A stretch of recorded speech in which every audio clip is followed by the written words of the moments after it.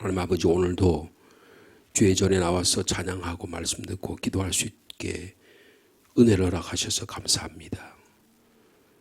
주님이 우리에게 은혜를 허락해 주지 아니하시면, 우리에게 새 날을 허락해 주지 아니하시면, 새 호흡을 허락해 주지 아니하시면 한 걸음도 나아갈 수 없습니다. 오늘도 이렇게 나올 수 있는 귀한 믿음 주시고 은혜 주셔서 감사합니다.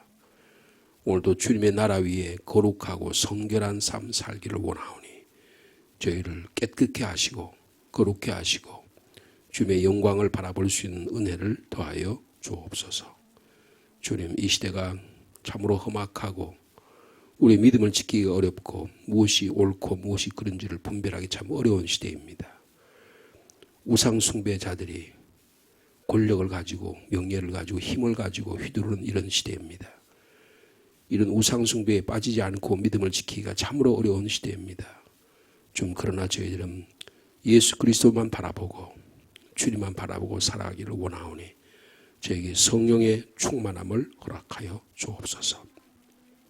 세상 사람과는 다른, 전혀 다른 믿음의 가치관을 가지고 하나님 나라 이루는 복된 하루가 되도록 축복하여 주옵소서.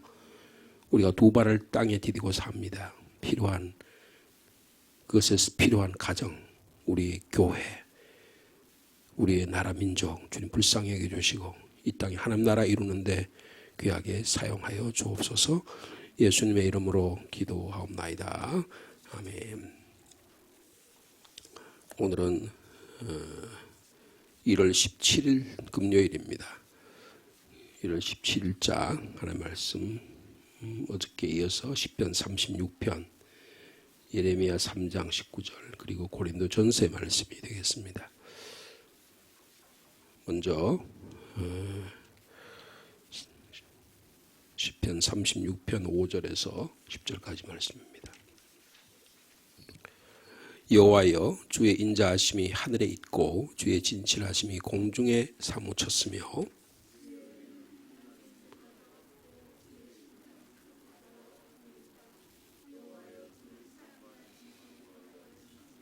하나님이여, 주의 인자하심이 어찌 그리 보배로우신지요. 사람들이 주의 날개 그늘 아래에 피하나이다.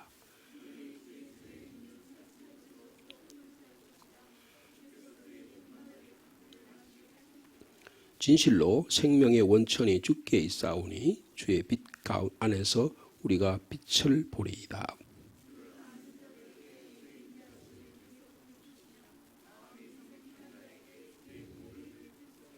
아멘. 이어서 예레미야 3장 19절부터 25절 마지막 절까지 말씀이 되겠습니다.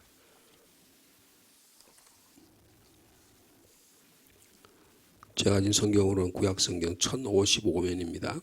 예레미야 3장 19절 말씀 제가 먼저 받드리겠습니다. 내가 말하기를 내가 어떻게 하든지 너를 자녀들 중에 두며 거다한 나라들 중에 아름다운 기업인 이 귀한 땅을 내게 주리라 하였고, 내가 다시 말하기를 너희가 나를 나의 아버지라 하고 나를 떠나지 말 것이니라 하였노라.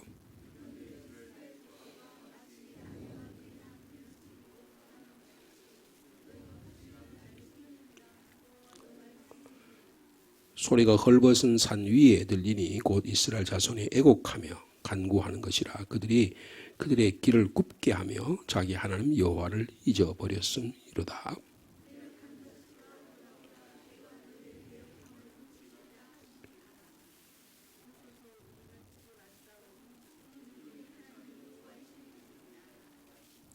작은 산들과 큰 산 위에서 떠드는 것은 참으로 헛된 일이라. 이스라엘의 구원은 진실로 우리 하나님 여호와께 있나이다.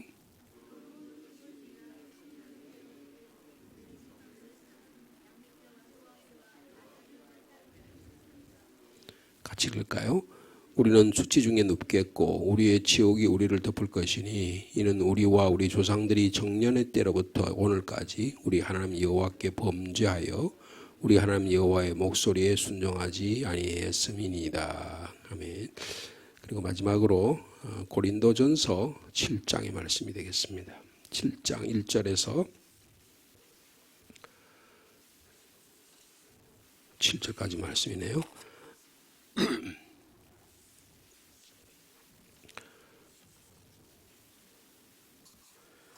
고린도전서 7장 1절 말씀 제가 먼저 받드리겠습니다. 너희가 쓴 문제에 대하여 말하면 남자가 여자를 가까이 아니함이 좋으나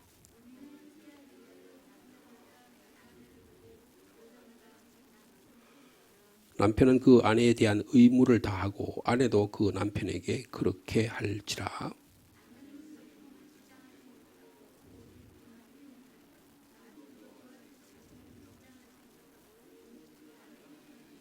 서로 분방하지 말라. 다만 기도할 틈을 얻기 위하여 합의상 얼마 동안은 하되 다시 합하라. 이는 너희가 절제 못함으로 말미암아 사탄이 너희를 시험하지 못하게 하려 함이라.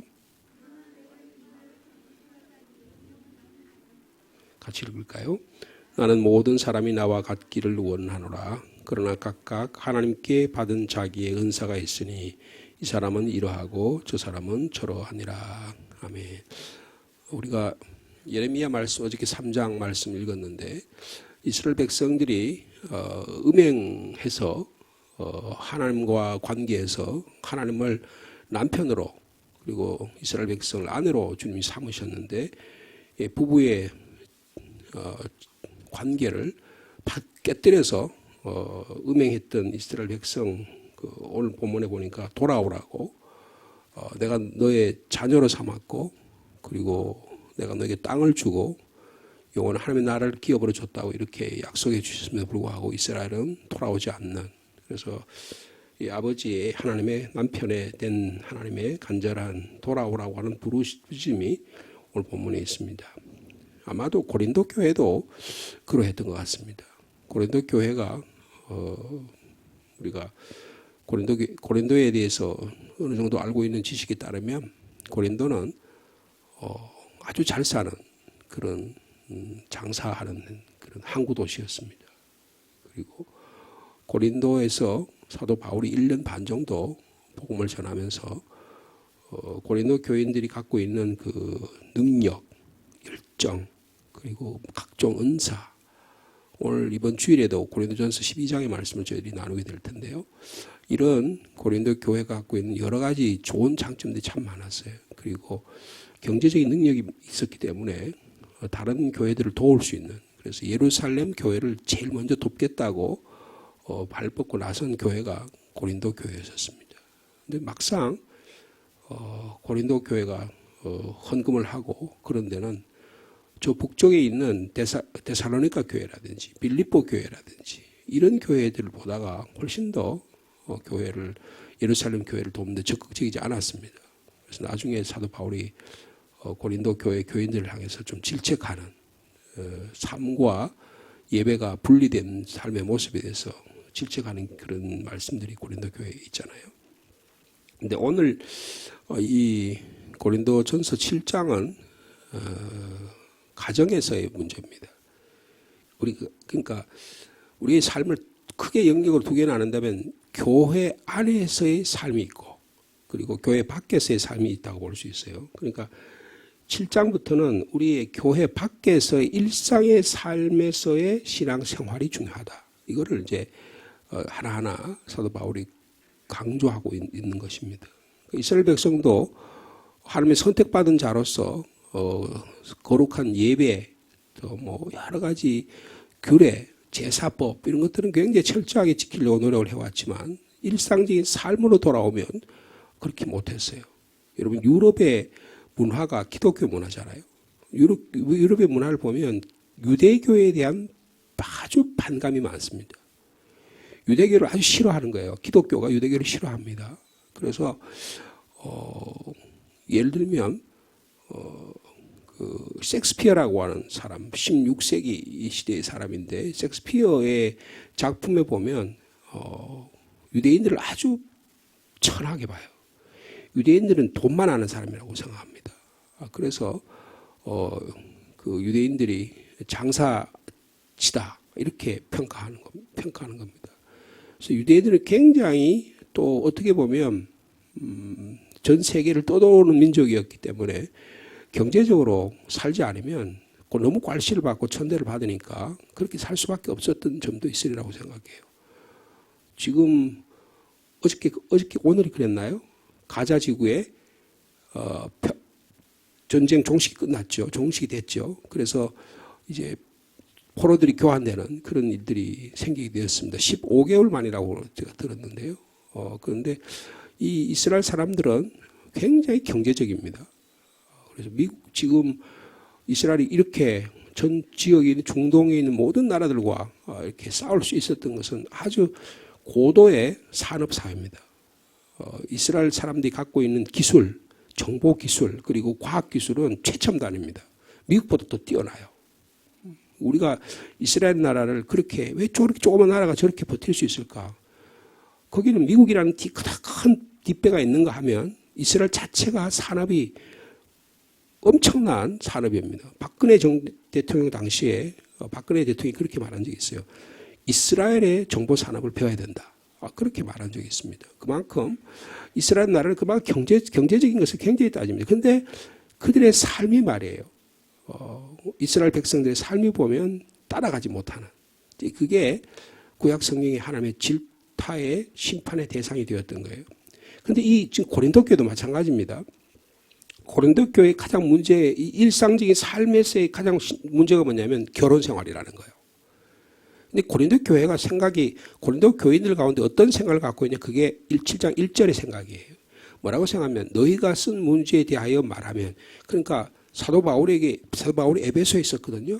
근데 편지를 했는데, 이제 자기 교회를 세운 목사님이 사도니까 편지를 하는 거예요. 우리 교회에 이런 문제가 있습니다. 쫙, 그렇게 예를 들면 교회의 분파의 문제, 교회의 음행의 문제, 교회의 근친상간의 문제, 뭐 이런 이야기들이 1장부터 6장까지 쭉 문제들을 그래서 그 문제에 대해서 사도 바울이 해결하는, 예수 그리스도의 십자가와 복음으로 해결하려고 했던 그런 내용들이 있는데, 이 일상 삶에서 신앙생활에서 결혼의 문제가 중요하다. 근데 결혼에 대해서 어떻게 생각했냐 하면, 우리 7장 1절 말씀 같이 읽어볼까요? 시작. 너희가 쓴 문제에 대하여, 여러분이 그렇게 질문했는데 그게 내가 답을 하면 뭐라 그래요? 남자가 여자를 가까이 아니함이 좋으나, 이 말은 이게 굉장히 기독교 역사에서 문제가 많았습니다. 이게 사도 바울이 남자 여자를 가까이 안 하는 게 좋다고 말하는 거냐? 자기가 결혼을 안 하고 자기가 혼자 살았으니까 그게 좋다고 말하느냐? 그런 게 아닙니다. 이 말은 무슨 말이냐면, 그 당시에 고린도 교회 안에 남자가 여자를 가까이 안 한다고 하는 건 좋다라고 하는 주장이 굉장히 강했다는 거예요. 이 말을 잘 이해할 필요가 있습니다. 이거는 고린도 교회, 고린도라고 하는 지역이 갖고 있는, 그 당시 아테네와 이 그리스 남쪽 지역이 갖고 있던, 아니 전 세계적으로 갖고 있던 사상이 뭐냐면 이원론적인 사상이에요. 물질은 천하고 육체는 천하고 정신과 영혼은 고귀하다. 그런 생각을 갖고 있었어요. 그래서 육체적인 삶을 사는 거, 저거 더러운 거야. 그리고 경제적인 그리고 물질적인 거 가지고 막 얘기하면, 우리나라도 그렇죠. 유교적인 사회에서 사농 공상이죠. 어때? 선비들이 제일 높은 계열이 있잖아요. 그 다음에 농사 짓는 사람, 그 다음에 공업하는 사람, 그 다음에 상업하는 사람, 그보다 더 천인들도 있잖아요. 그렇게 계급 사회였다고요. 계급 사회였는데, 그러니까 집에 앉아가지고 책 읽고 공부하고 과거에 나가서 정치인이 되고, 이게 최고의 지위를 갖고 있다고 생각해요. 우리 의식 가운데 굉장히 많이 그랬습니다. 지금도 어떻게 합니까? 법대 가려고 그러잖아요. 네? 그러니까 어떻게 하면 최고의 관리가 될까? 이런 생각만 갖고 있는 거예요. 근데 고린도 교인들도 그랬습니다. 그래서 인간의 영혼이 인간의 육체보다 훨씬 더 우월하다, 이런 생각을 갖고 있었던 거예요. 그래서 이거를 뭐라고 얘기하냐면 영적 열광주의라고 이야기합니다. 그래서 이 사람들이 성령의 충만함을 받고 성령 은사를 많이 받았는데, 그 의식 가운데도 어떤 게 있냐면요, 육체는 전한 거야. 무슨 부엌에서 일하고 그런 일들은 별 중요하지 않은 거야. 거룩한 예배 드리는 것만 중요한 거야. 이렇게 영적인 일에만 관심이 있었던 거예요. 굉장히 멋있어 보이잖아요. 근데 이게 어디까지 적용되면 결혼 생활까지 적용된 거예요. 결혼 생활까지 되기 위해서 이 두 가지 음행의 문제, 그러니까 남녀 간의 성적인 문제에 있어서 이게 굉장히 문제가 된 겁니다. 그 당시. 그게 또 항구 도시이기 때문에 더 그랬던 것 같아요. 그래서 이 음행의 문제는 신앙과 별개다라고 생각하는 사람들이 고린도 교회에 많았어요. 그래서 음행 짓을 마음대로 합니다. 근데 그거는 육체적인 것 때문에 더러운 거기 때문에 어차피 상관없어. 영혼만 깨끗하면 돼. 이렇게 주장하는 사람이 있었다는 거예요. 그래서 그들의 가정의 삶이 너무너무 형편없는 삶이 많았다는 거예요. 또한 어떤 사람이냐, 영혼은 고귀하고 육체는 타락한 거기 때문에 육체를 가지고 하면 안 돼. 그래가지고 아예 결혼 자체를 못하게 하는, 절제하는 그런 사람들이 고린도 교회 안에 많았습니다. 이게 아주 극단적으로 갈려 있는 거예요. 사도 바울이 여기에 대해서 하나님의 말씀으로 지침을 내리는 겁니다. 그러니까 금욕주의자들이 있으니까 모든 성적 관계는 잘못된 것이다, 이렇게 가르쳐서 거절하는 사람이 있었는데, 이 금욕적인 신앙생활이 결혼 자체를 거부하는, 그래서 여기에 남자와 여자를 가까이라고 하는 이게 남녀 간의 섹스, 성적인 표현입니다. 그러니까 남자가 여자를 가까이 안 하는 게 좋다라고 하는 이 이론이 이 인간의 이원론적인 생각이, 여러분 우리가 어떤 생각을 갖고 있습니까? 영혼은 고귀하고 육체는 더러운 겁니까? 성경이 그렇게 말하고 있지 않아요. 우리의 몸은 하나님이 거하시는 전입니다. 우리 몸이 굉장히 중요한 거예요. 우리 몸이 없이, 인간의 몸은 없이 영혼이 거할 곳이 없습니다. 몸과 영혼은 우리에게 너무너무 소중한 것들이에요. 이거를 사도 바울이 가정생활에 적용시키는 겁니다. 오늘의 시대에도 이 말씀은 그대로 적용돼야 된다고 봅니다.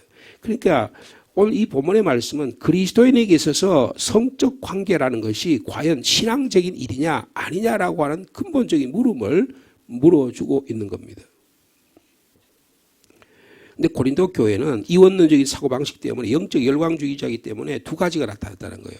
성적으로 타락하고 마음대로 살아도 된다, 영혼만 깨끗하면 된다, 이렇게 살아가는 사람이 있는가 하면 아니다, 우리는 금욕생활을 해야 된다, 그래서 전혀 부부생활을 못하게 하는 그런 일들이 일어나게 된 것입니다. 그래서 육체와 관련된 이 성적인 문제에 접근하는 바울의 기본적인 생각들을 여기에 잘 나타나고 있어요. 자, 2절 말씀입니다. 이게 사도 바울이 처방이에요. 자, 2절 말씀 같이 읽겠습니다. 시작. 음행을 피하기 위하여 남자마다 자기 아내를 두고 여자마다 자기 남편을 두라. 이게 무슨 말이냐? 결혼을 뭐라고 보느냐 하면, 하나님의 창조의 질서에 따라가는 거라고 봤어요, 사도 바울은. 그러니까 하나님의 창조의 뜻과 일치하는 거룩한 제도가 결혼이다.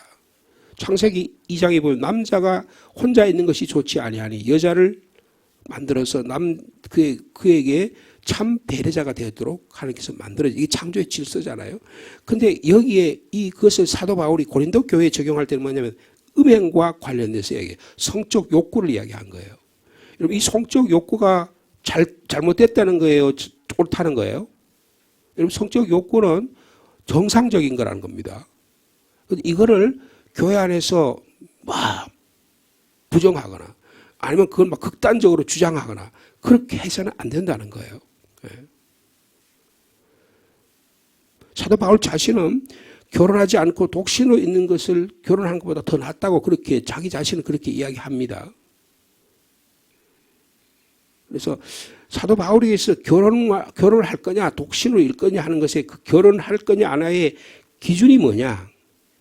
인간이 자기의 성적인 욕망을 어떻게 절제할 수 있느냐와 관련되어 있다는 거예요. 그래서 유대인들하고 또 사도 바울이 생각이 다릅니다. 유대인들은요, 결혼은 자녀를 출산하기 위한 것으로 생각했어요. 여러분, 결혼은 자녀 출산을 위해서 하는 게 대단히 중요합니다. 결혼하게 되면 자녀가 태어나는 굉장히 정상적이고 가장 복된 하나님의 축복이에요.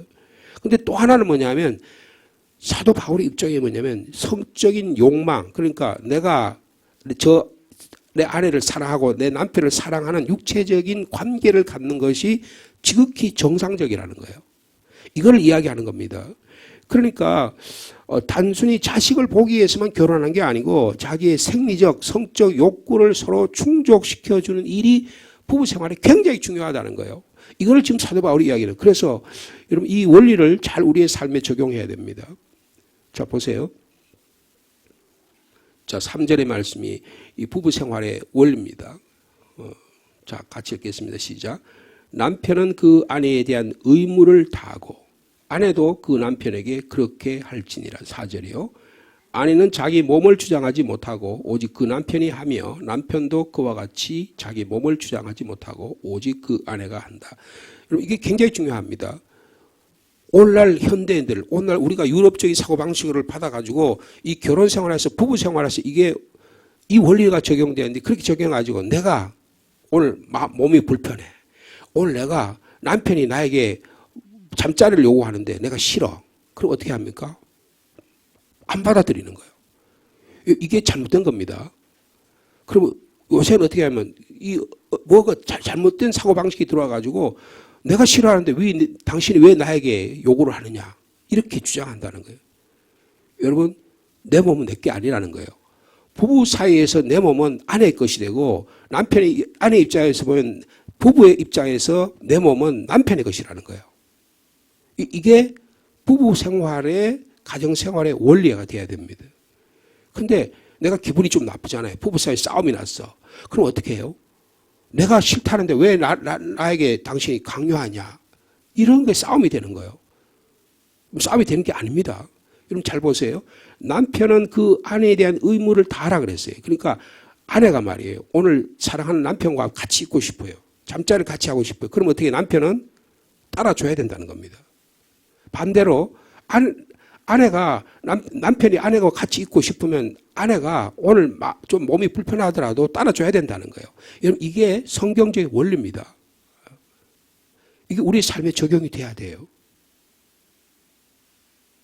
여러분 법에 가가지고 세상 법정에서 어떻게 얘기합니까? 내가 싫어하는데 나를 욕보였다 아니면 나에게 강제적으로 그랬다. 그래가지고 법정이 되잖아요. 여러분 세상 법정은 그럴지 모르지만 하나님의 법정은 그렇지 않습니다. 하나님 남편이 요구하고 아내가 요구하게 되면 나의 의무로서 따라줘야 된다는 거예요. 이게 하나님이 사도 바울을 통해서 권고하시는 말씀입니다. 그러니까 바울 자신은 정욕을 통제할 수 있는 절제 은사를 받아서 독신으로 살 수 있었지만 절제 은사를 받지 못한 경우에는 결혼이 대단히 중요하다는 거예요. 이것을 통해서 일단은 절제를 통제할 수 없는 경우에는 결혼하라는 겁니다. 근데 결혼하면 어떻게 되느냐? 이 부부 간의 생활에서는 상대방을 생각하고 배려하고 부부 생활하는 것이 중요하다고 그렇게 말씀하고 있습니다. 그 남편과 아내에게서 무엇보다 중요한 것은 서로가 서로에게 동등한 의무를 다하는 것이 중요하다. 서로의 만족을 채워주는 신앙생활, 부부생활이 이루어져야 된다. 그러니까 남편과 아내 사이는요, 평등 관계가 있어야 돼요. 독특한 역할이 있다는 것을 인정해야 됩니다. 여러분, 이게 동양적인 사고방식이, 유교적인 사고방식에 우리 깊이 깃들어 있는 사람은 굉장히 어렵습니다. 남편은 하늘이고 아내는 땅이다. 이런 생각을 갖고 있거든요. 그러니까 무조건 지배를 하는 거예요. 그러니까 남편이 아내를 지배하려고 그럽니다. 그들의 의식까지 지배하고 몸까지 지배하고 그렇게 통제하려고 그래요. 그게 자녀에까지 나가려고 그럽니다. 여러분 이것은 비성서적입니다. 성서적인 게 어떠냐. 남편과 아내는 똑같은 하나님의 창조의 원리로 하나님의 형상으로 만들어졌기 때문에 그 삶을 살아가야 된다는 거예요.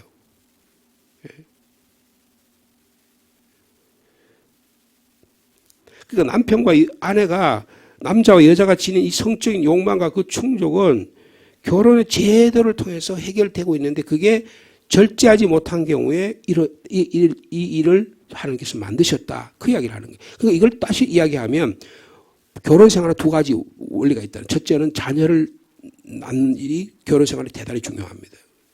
또 한 가지는 뭐예요? 부부 생활이라는 거예요. 이 부부 생활이 잘 이루어져야 됩니다. 많은 경우에 한국 사회는 전 세계적으로 다 마찬가지예요. 부부 생활과 결혼 생활이 파탄나는 경우는 대부분 다 이 문제와 관련이 있습니다. 부부 생활과 관련이 있습니다.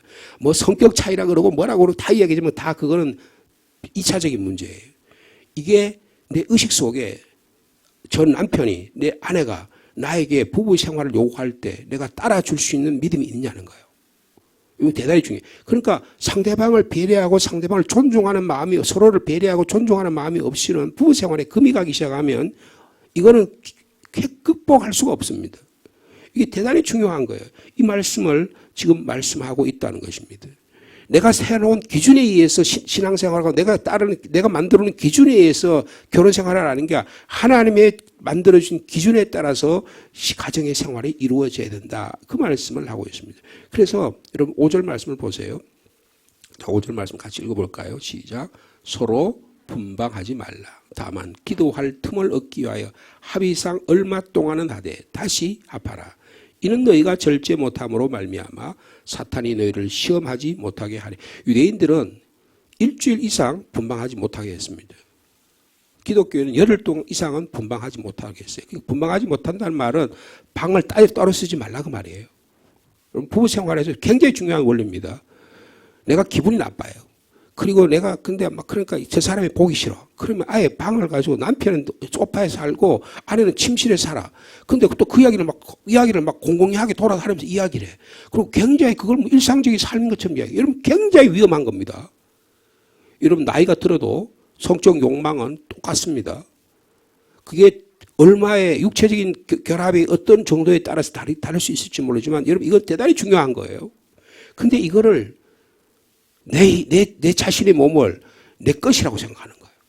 아닙니다. 주님의 것이 아울러서 남편의 것이요 아내의 것이라는 거예요. 그래서 분방하지 말라는 것입니다. 가능하면 여러분 부부 생활 하다가 싸우더라도 분방하시면 안 됩니다. 근데 분방하는 딱 조건이 하나 있어요. 3가지 조건입니다. 첫째, 기도하기 위해서. 둘째, 합의가 돼야 돼요. 셋째, 얼마 동안만 일어나는 일입니다. 그리고 이 3가지 조건이 갖추어지지 않으면 분방해서는 안 된다는 거예요. 여러분 이것을 여러분의 가정생활에 잘 적용하시기 바랍니다. 서로 분방하지 말라. 다만 기도할 틈을 얻기 위해서 하되 그것도 합의를 해서 하라. 나 오늘 기도하고 싶고 할 줄 동안 기도하고 싶고 여보 당신 나한테 가까이 오지 마. 이렇게 하면 안 된다는 거예요. 아내한테 남편한테 허락받으라는 거예요. 그래서 그래 당신 그렇게 하기를 원한다면 내가 그렇게 나도 그렇게 따라가겠다라고 받아들여져야 되는 거예요. 근데 그것도 그렇게 해놓고는 막 아내가 싫으니까 남편이 싫으니까 1달, 2달, 3달 이렇게 가다가 어떻게 돼요? 그냥 같이 집에 살지만 몸은 따로 사는 겁니다. 여러분 몸이 따로 살면 영혼도 따로 사는 겁니다. 이런 일이 가정생활에 엄청 많이 하나님의 영광을 가리는 경우가 많다는 거예요. 그래서 어떻게 해요? 얼마 동안 합의해서 얼마 동안 하되 다시 뭐라고? 다시 합하라고 말씀합니다. 왜 그렇습니까? 이유가 있어요. 이게 사도 바울이 우리를 통해서 말씀하신 공고하신 말씀입니다. 어떻게 해요? 왜냐하면 너희가 절제 못함으로 말미암아 사탄이 너희를 시험하지 못하게 하려 하며. 여러분 우리가 건강해서 우리가 그래서 신앙이 영적으로 뛰어나서 우리의 육체와 우리의 성적 생활을 절제할 수 있을 것 같습니까? 그렇지 못하다는 거예요. 매혹적인 사람이 나타나가지고 멋있는 사람이 나타나서 그래서 내 부부 사이가 별로 안 좋을 때 나타나면 직장생활을 하거나 사람들을 만날 때 내 삶 속에 이런 일이 공격해 들어오면 여지없이 무너진다는 거예요. 사탄이 너희를 시험하지 못하게 하려 함이라. 그렇게 말씀하고 있습니다. 여러분 거룩한 생활, 신앙생활과 아름다운 신앙생활은 가정생활에서도 비롯돼야 됩니다. 사도 바울은 아주 세밀하게 우리의 몸이 귀한 거다라고 말씀하고 있습니다. 귀한 것인데 내 몸을 내가 주장하는 게 아니고 부부 사이에서는 내 몸은 아내가, 내 몸은 남편이 주장하는 이 원리를 우리의 삶에 적용해야 된다고 말씀하고 있습니다. 이런 적용할 때에 자기의 부부의 생활에서 자기의 것을 요구하는 것이 아니라 상대방의 요구, 이것을 들어주는 것이 가장 중요한 부부 생활의 원리라고 말씀하고 있습니다. 그래서 자기 입장이 아니라 상대방을 중심으로 생각하고 행동하는 이런 사랑과 신뢰의 공동체 여러분의 가정이 되시기를 축복합니다. 여러분의 자녀들의 가정이 되기를 축복합니다.